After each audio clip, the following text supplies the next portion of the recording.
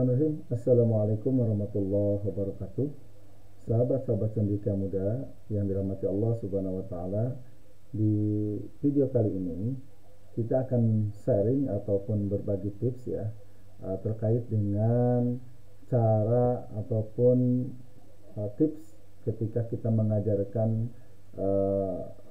kepada anak-anak didik kita. Ya, mungkin di sini bagi para rekan-rekan, bagi para sahabat-sahabat ataupun teman-teman yang berprofesi sebagai guru atau berprofesi sebagai dosen atau berprofesi sebagai pengajar yang lainnya ataupun sejenisnya, tentu di saat ini apalagi kondisi seperti ini banyak mengalami kendala ataupun tantangan yang luar biasa. Terlebih anak-anak didik kita di zaman sekarang ini memang agak kesulitan begitu ya. Agak kesulitan menyesuaikan diri dengan lingkungan yang ada. Entah ini masalahnya apakah anak-anak kita yang sulit menyesuaikan ataupun kita yang menyesuaikan dengan mereka. Nah, di sini mungkin perlu ada kolaborasi yang luar biasa gitu ya. Perlu ada kolaborasi yang erat gitu ya, yang bisa sinergi antara guru dan murid gitu ya. Nah, ataupun dengan mahasiswa yang dialami oleh para dosen. Jangan sampai metode-metode yang kita pakai itu tidak sesuai gitu, karena kita mungkin sering menemui kegagalan bagaimana ketika kita mengajar, bagaimana kita mengajar di sekolah ataupun mengajar di mahasiswa, itu terkadang mengalami kegagalan yang mana tidak sedikit pun ilmu yang kita sampaikan atau pemaparan yang kita sampaikan itu tidak terlihat keberhasilannya di anak didik kita. Nah, di sini jangan sampai kita hanya menilai bahwasanya anak didik kita yang kurang menyerap apa yang kita sampaikan. Bisa jadi memang kalau kita mengingat atau melihat dan bahkan menilai diri sendiri, bisa jadi ada yang salah dalam artian ada yang tidak tepat.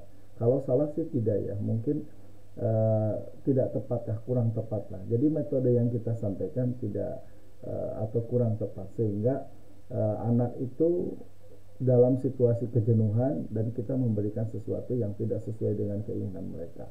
Ibaratkan bagaimana metode yang perlu kita lakukan setiap mengajar itu, biasanya kalau saya melakukan mengajar, ketika kita masuk kelas itu memang perlu ada beberapa hal yang harus dipersiapkan sehingga nanti melihat situasi kondisi di lapangan itu tidak kaget begitu ya. Nah, ini penting untuk disiapkan bagi kita gitu ya, untuk sebagai pengajar ataupun akademisi begitu ya.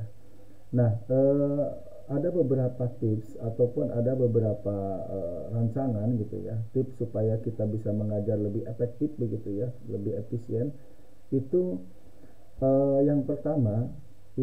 tips yang pertama itu rekan-rekan itu bisa menyiapkan terlebih dahulu rencana pembelajaran kita.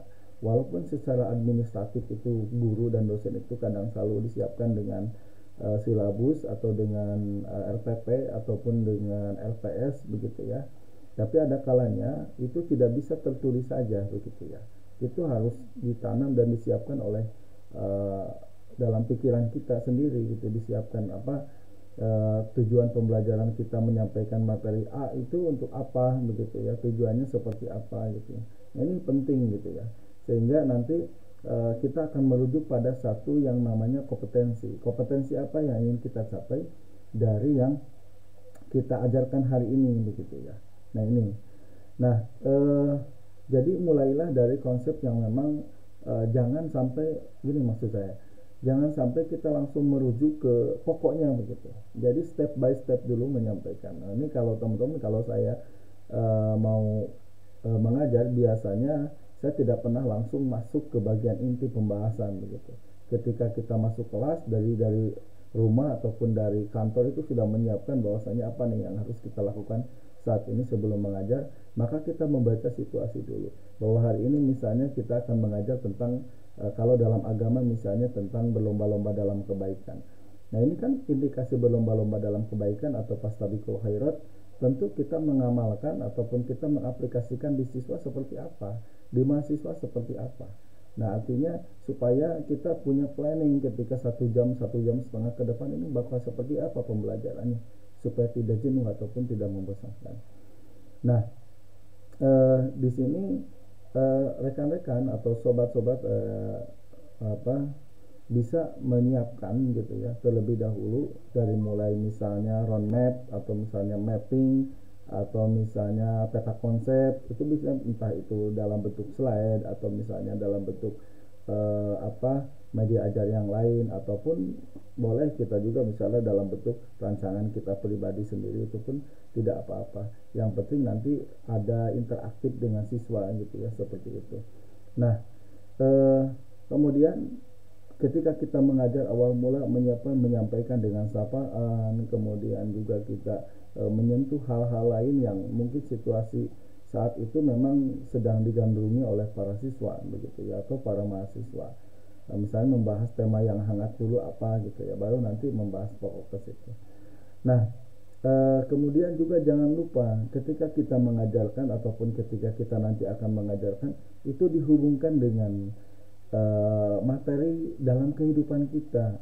Jadi kalau misalnya dalam kehidupan kita ini karena memang hasilnya praktis begitu ya. Jadi yang kita ajarkan itu harus bisa dilakukan oleh mereka.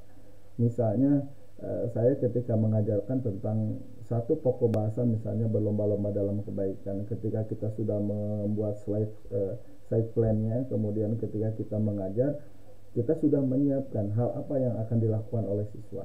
Itu sampai nanti setelah pembelajaran itu mereka melakukan hal kecil yang berindikasi pada hal kebaikan. Entah itu menyapa teman, entah itu nanti tiba-tiba mengambil sampah di kolong meja sendiri begitu ya.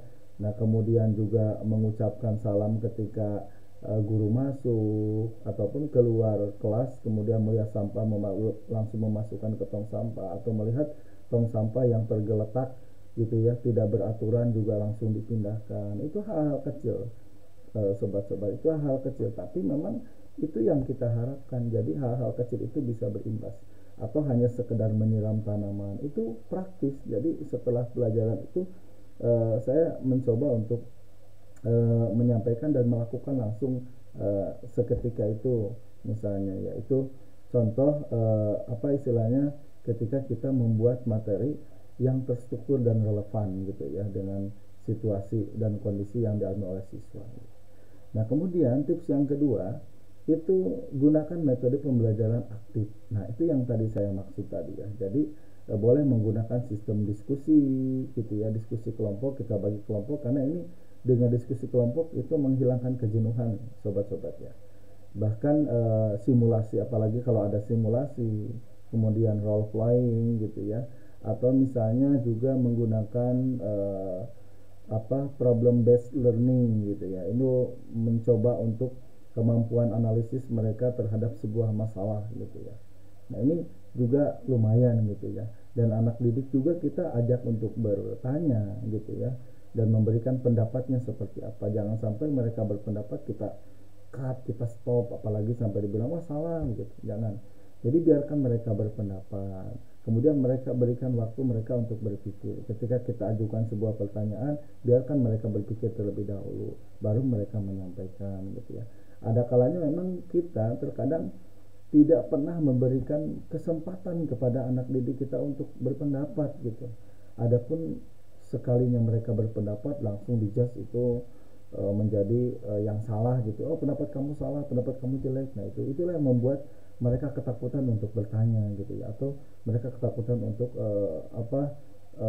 maju ke depan atau berpendapat gitu ya. Nah, ini harus diberikan ruang sobat-sobat ya, baik itu bertanya pada temannya atau bertanya langsung kepada kita. Bahkan kalaupun di lingkungan mereka tidak ada yang bertanya, kita pancing supaya mereka mau bertanya. Dan ada kalanya mereka tidak mau bertanya itu karena mereka takut gitu ya, takut salah gitu ya. Nah, ini yang harus digali oleh kita. Jangan sampai dalam pikiran mereka setiap bertanya itu akan dinilai salah, atau setiap akan mencoba untuk menyampaikan pendapat dinilai pendapatnya tidak benar ataupun tidak baik. Nah, ini yang harus difokus oleh kita gitu. Jangan sampai supaya anak itu tereksplor dulu gitu ya. Biarkan aja dia ngomong apa, bertanya seperti apa.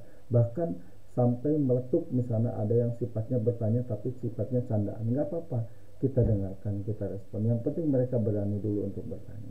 Nah ini akan aktif sehingga mereka pun tidak akan jenuh gitu ya di dalam pembelajarannya gitu. Nah kemudian bisa juga nih gitu ya terkait dengan menghindari, perlu ini kita menghindari terlalu cepat menjawab. Kalau kita bertanya langsung jawab, jangan, biarkan mereka berpikir dulu lah gitu ya, seperti itu. Jangan seperti kuis gitu ya, siapa cepat dia langsung dapat, enggak seperti itu. Ini kita dengan sistem pembelajaran gitu. Nah sobat-sobat cendekia, ini tips yang ketiga itu adalah memanfaatkan teknologi dalam pembelajaran. Nah ini penting sobat-sobat, di era hari ini, di era yang kita kenal dengan generasi Z atau milenial ini, ya ini kan syarat dengan teknologi sobat-sobat ya. Jadi jangan sampai kita sebagai pendidik atau kita sebagai guru, sebagai dosen atau sebagai apapun itu yang sifatnya adalah mentransformasi itu pengetahuan kepada orang lain, maka kita tidak boleh buta digital. Artinya kita harus melek digital. Kita memanfaatkan teknologi dalam pembelajaran gitu. Jangan sampai ceramah terus gitu ya. Ini 1,5 jam ceramah, wah ini jenuh gitunya luar biasa. Atau misalnya selain ceramah apa ya, misalnya mengerjakan tugas terus, jangan sampai gitu ya. Nah ini kalau sekarang dengan platform teknologi ini banyak sekali platform pembelajaran, bisa menggunakan e-learning gitu ya, bisa menggunakan juga Classroom atau bisa menggunakan Microsoft yang lain dan sebagainya lah, banyak sekali pokoknya. Bahkan menggunakan media sosial juga bisa gitu ya untuk pembelajaran hari ini. Nah juga kalau misalnya mereka bisa dituntut gitu ya terkait soal kalau ada pengiriman tugas teman-teman. Ini ya sobat-sobat, saya biasanya kalau melakukan pembelajaran itu ada salah satu tugas yang memang tugas itu harus dikirim by email. Nah itu anak-anak apalagi mungkin yang tidak tersentuh dengan teknologi, bahkan mereka ada juga yang paham teknologi tapi tidak bisa gitu ya mengenal email, mengirim via email. Ini kan standar sekali gitu ya. Nah, sedangkan sekarang basis untuk melamar pekerjaan gitu ya, atau misalnya kita mengikuti program beasiswa itu kan syarat online semua, kirim email by email, lamaran by email.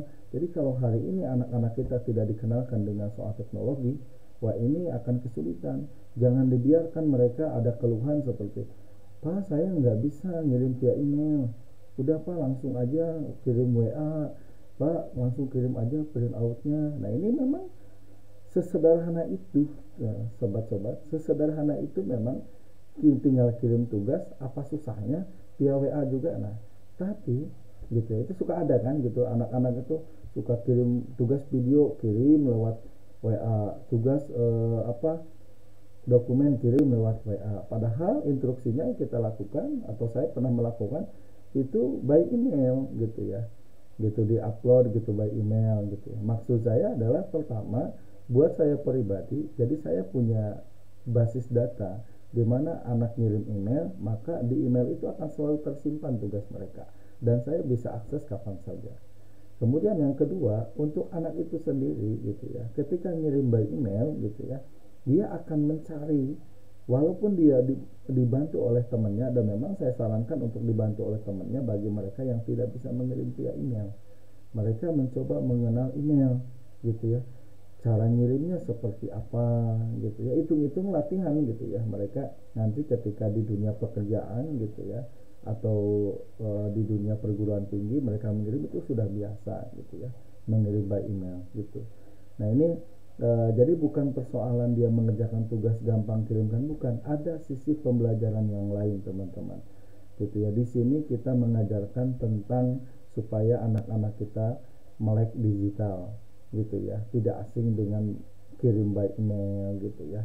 Nah gitu, jangan sampai mereka mengenal media sosial, bahkan mereka mengenal dunia YouTube dan sebagainya, tapi tidak mengenal apa itu email, apalagi basis akademik itu yang berhubungan dengan pendidikan selalu by email gitu ya, selalu by email, karena di email itu selalu terrecord dengan baik gitu ya. Cuman memang kapasitasnya tidak sebesar yang lain gitu ya. Atau sekarang platform lain yang selalu digunakan tidak by email, by Google Drive gitu ya. Artinya mereka harus, apalagi sekarang kan harus dibuka Google Drive. Bahkan kita ngirim tugas aja, saya sudah mulai dibuatkan Google Drive-nya gitu, linknya, kemudian mereka untuk menguploadnya di situ. Nah ini kan agak lebih susah lagi gitu ya. Tadi hanya sekedar email, sekarang sudah basis Google Drive. Bahkan ketika saya pernah mempraktekkan itu dan menyebutkan kepada anak itu, kirim by Google Drive ya, itu satu, saya yang paling sulit dulu gitu saya ajarkan, kalian buka Google Drive dulu, kemudian upload dulu di Google Drive kalian, kirim linknya ke saya. Itu mereka bingungnya luar biasa. Kemudian dipersimpel lagi, kita yang buatkan Google Drive-nya, kemudian kita buka linknya, kita kirimkan linknya kepada mereka, mereka tinggal akses, kemudian tinggal upload. Itu juga sama dengan kesulitan luar biasa. Nah ini rekan-rekan semua ya, Bapak Ibu guru misalnya gitu, atau para dosen juga seperti biasa gitu ya, itu bisa diajarkan dan dikenalkan. Jadi tujuan utama di sini adalah memanfaatkan teknologi dalam pembelajaran. Itu contoh dalam bait tugas. Kalau misalnya dalam pembelajaran lain kita bisa menggunakan media PowerPoint, bisa juga kita basisnya video gitu ya, dalam artian kita ngirim pembelajaran basis video, mereka akses, itu bisa juga. Atau kita mengajarkan menampilkan video, atau mereka mengakses video sendiri, kemudian nanti memberikan komentar dan penilaian tersendiri gitu. Itu bisa. Yang jelas di sini gitu ya, pastikan bahwa teknologi itu memang mudah diakses oleh mereka gitu ya, karena mereka adalah calon siswa, lulusan siswa ataupun calon sarjana yang akan lahir di generasi Z gitu ya, atau di generasi yang memang semua orang gitu ya sudah melek terhadap teknologi gitu ya. Nah itu.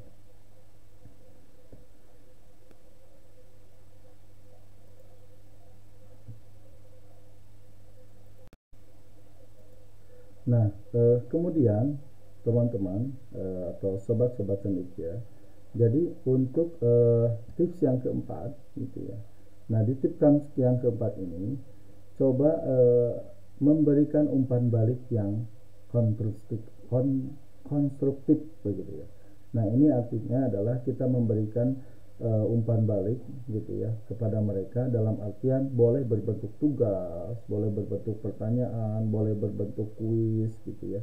Nah ini jelaskan kepada mereka gitu bagaimana supaya mereka meningkatkan kualitas kerja, kualitas sekolah mereka gitu selama pembelajaran. Itu harus ada tinjauan ulangnya gitu ya, atau implikasinya nanti ketika mereka di dunia pekerjaan gitu ya, itu kan mereka juga sama gitu ya, akan diberikan apa istilahnya tugas hasil kerja mereka gitu ya. Nah kemudian ini yang banyak kita abaikan adalah soal perkara ini, Bapak dan Ibu, atau misalnya rekan-rekan sobat-sobat ya, ini terkait dengan tugas. Biasanya rata-rata kalau kita ngasih tugas itu tidak diperiksa. Nah ini juga berimplikasi pada mereka gitu ya, pada mereka yang apa istilahnya para siswa yang mengerjakan tugas. Jadi mereka kecenderungan malas gitu, tidak mau mengerjakan tugas. Itu diakibatkan bukan karena mereka tidak mampu dan tidak mau melakukan tugas, tapi terkadang ketika diberikan tugas, tugasnya itu tidak diperiksa oleh kita gitu ya, dan tidak diberikan umpan baliknya gitu ya, atau tidak direspon, tidak dievaluasi. Harusnya ketika ada tugas itu kan paling dasar sekali menilai tugas itu ketika tugas itu dikerjakan, maka dia dapat poin, maka dia dapat kebaikan. Nah itu yang paling pertama, karena saya selalu menilai tugas yang baik itu yang dikerjakan. Jadi kalau kita ngasih tugas, siswa mengerjakan atau mahasiswa mengerjakan, itu sudah luar biasa, sudah baiklah begitu ya.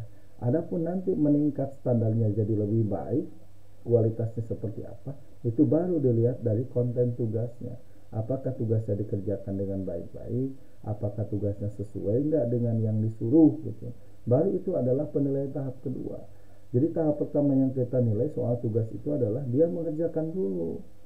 Karena sebaik apapun tugas, kalau dia tidak mengerjakan itu tidak ada nilai kebaikan sama sekali. Nah, salah satu bentuk apresiasi buat mereka ketika diberikan tugas itu dan mereka mengerjakan, maka kita kasih poin. Kalau dalam grade mungkin kalau mereka mengerjakan tugas, kita kasih B gitu ya, kita kasih nilai baik. Adapun nanti tugasnya itu sesuai nggak sesuai kriteria kita atau bagus nggak, baru itu apakah bertahan di B atau naik predikatnya jadi A gitu ya. Nah, ini yang selalu saya lakukan seperti itu ketika menilai tugas rekan-rekan sobat-sobat gitu ya. Nah, jadi sampaikan nanti apalagi kalau sampai dievaluasi, wah luar biasa. Jadi kalau ada tugas kemudian dievaluasi, kekurangan tugas A segini begini, ini sarankan perbaikan. Nah, ini diberikan masukan gitu ya, sehingga nanti para siswa ataupun para mahasiswa itu mengenali kekurangan dan kelebihan mereka di mana. Mereka tahu, selama ini pekerjaan dia diapresiasi, mana yang diapresiasi, mana yang dievaluasi gitu ya. Nah, itu jadi mereka paham dimana. Kalau tidak demikian, maka dia akan kecenderungan seperti itu, mengerjakan tugas terus menerus rekan-rekan. Contoh kalau saya lakukan kepada mahasiswa, itu bagi rekan-rekan mahasiswa yang mengerjakan tugas makalah, biasanya selalu saya tarik makalahnya, kemudian saya periksa gitu ya. Saya nilai ya mahasiswa makalahnya, saya bilang seperti itu, dan harus di print out. Nanti saya evaluasi, saya coret-coret begitu ya, kekurangan seperti apa, nanti itu diperbaiki gitu ya. Nah, nanti sehingga saya menilai tugas tersebut bukan ala kadarnya tapi hasil evaluasi gitu ya. Kalau mahasiswanya memang mengerjakan perbaikannya, maka dia bertambah baik nilainya begitu. Tapi kalau tidak mengerjakan, ya berarti dapat poin yang pertama aja tadi, hanya dia mengerjakan tugas yang pertama. Kalau di C naik jadi B, kalau di B nanti naik di A. Kalau tidak ada perbaikan atau perubahan, ya tetap bertahan di predikat itu gitu ya. Nah, itulah salah satu ketika kita memberikan apresiasi pada mereka.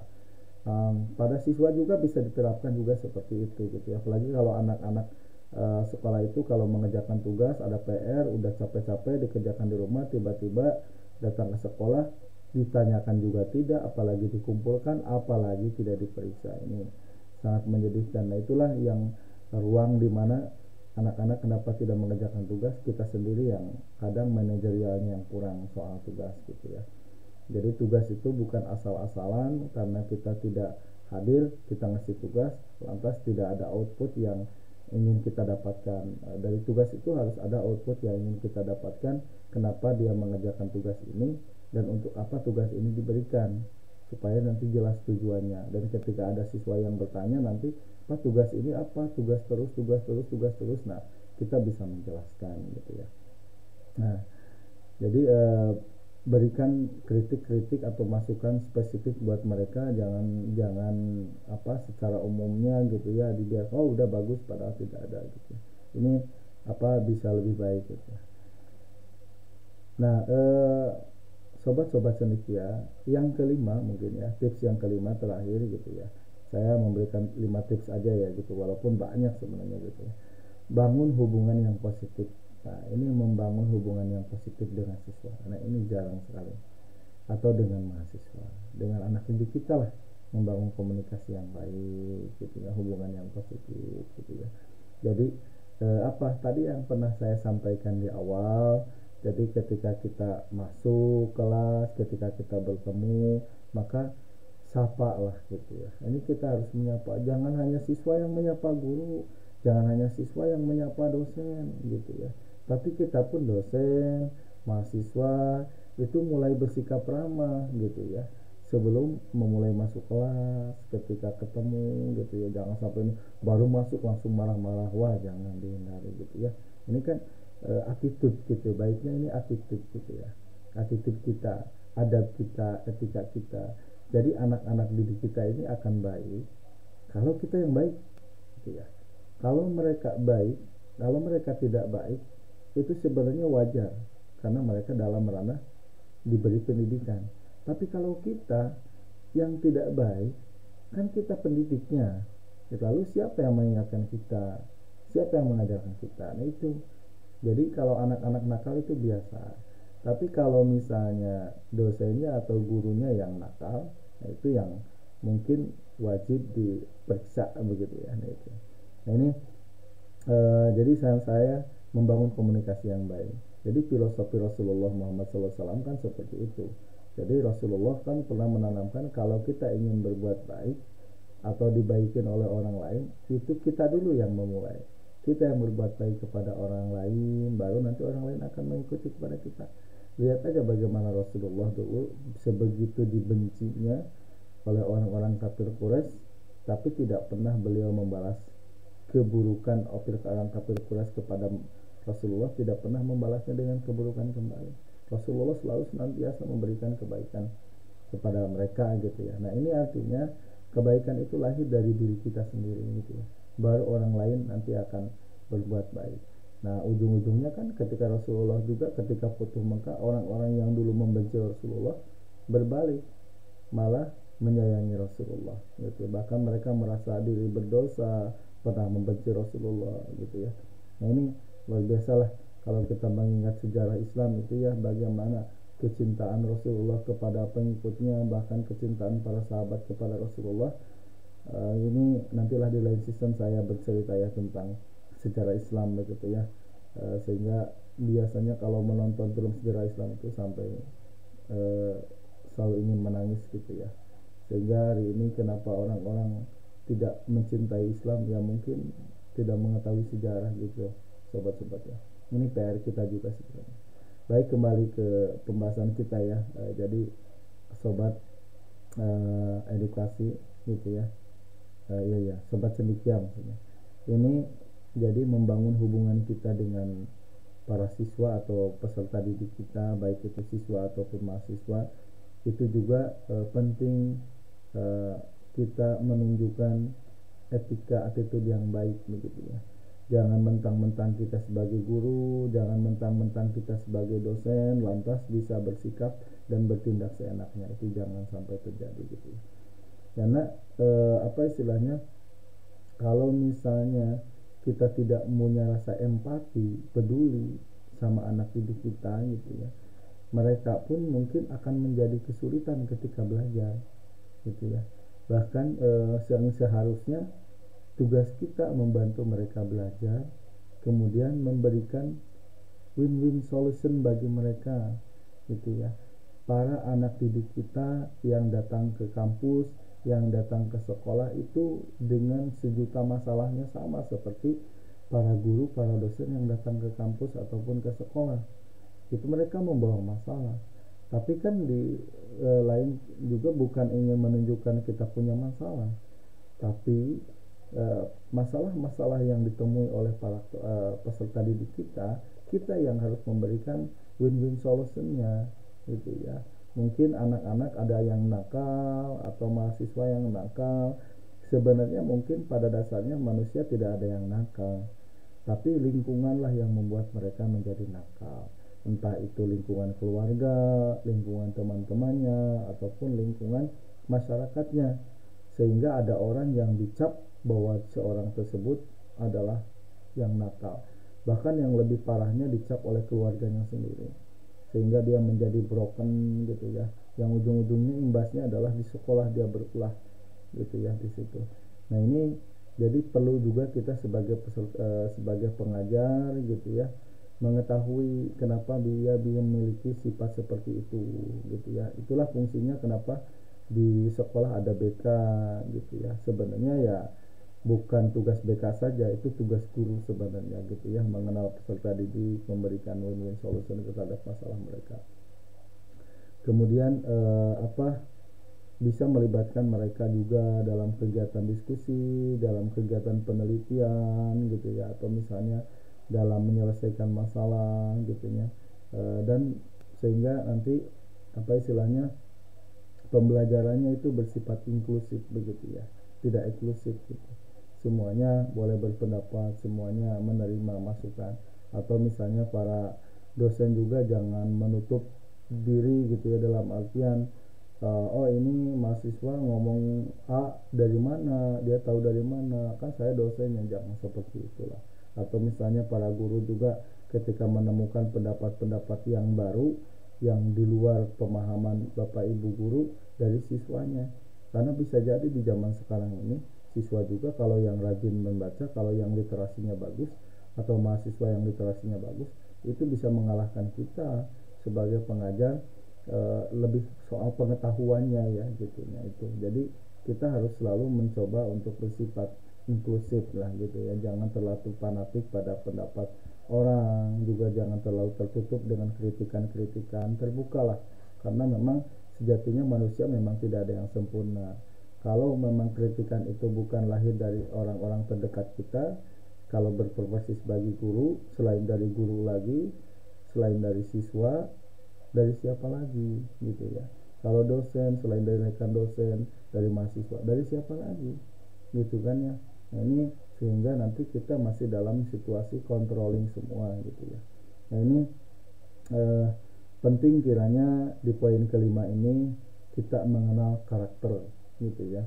Jadi karakter kebutuhan masing-masing peserta didik kita, baik siswa ataupun mahasiswa, sehingga nanti apa istilahnya jadi pendekatan kita juga bisa sifatnya personal gitu ya, mengenal personal, oh ini si A begini, ini begini gitu. Nah itu mungkin sobat-sobat cendekia muda yang saya banggakan gitu ya, itu 5 tips bagaimana cara mengajar yang efektif gitu ya, memberi atau pembelajaran yang efektif gitu ya di dalam tata kelola kelas gitu ya. Mudah-mudahan 5 poin ini bisa bermanfaat buat rekan-rekan. Kalau yang sudah sebenarnya mungkin masih banyak ya, bukan hanya 5, bisa menggali lagi, tapi saya mengeksplor 5 aja yang secara umumnya paling banyak ditemui di kalangan kita gitu ya. Nah teman-teman juga boleh nanti berkomentar, silahkan gitu ya, yang mungkin pernah merasakan situasi yang sama, atau misalnya perlu saran menemukan persoalan dan saya diminta untuk memberikan saran, saya siap untuk membantu sarannya gitu Bapak dan Ibu, atau misalnya rekan sobat-sobat semua, nanti saya buka juga dalam pembahasan yang lain gitu ya. Nah ini saya kira ini yang bisa saya sampaikan gitu ya, kurang lebihnya mohon maaf gitu ya, mudah-mudahan bermanfaat buat rekan-rekan semua gitu ya. Nah barangkali itu yang bisa saya sampaikan teman-teman. Kalau memang ada kritik saran boleh silakan, seperti yang saya sampaikan tadi, untuk mencantumkan di kolom komentar, juga mudah-mudahan bermanfaat, karena tugas kita sebagai pendidik gitu ya, sebagai orang pada umumnya, sebagai manusia, yang khairun nasi anfa'uhum linnas, sebaik-baiknya orang adalah memberikan manfaat untuk orang lain. Ya, ini aja yang bisa saya sampaikan, kurang lebihnya mohon maaf. Terima kasih teman-teman sudah mau menyimak sampai selesai. Mudah-mudahan bermanfaat. Bagi yang teman-teman sudah tahu sebelumnya, mengingatkan kembali, mengevaluasi kembali. Kalau memang yang belum tahu, mudah-mudahan ini menjadi sumber pengetahuan dan tambahan ilmu buat rekan-rekan. Itu saja yang dapat saya sampaikan, kurang lebihnya mohon maaf. Sampai bertemu di video selanjutnya. Terima kasih. Assalamualaikum warahmatullahi wabarakatuh.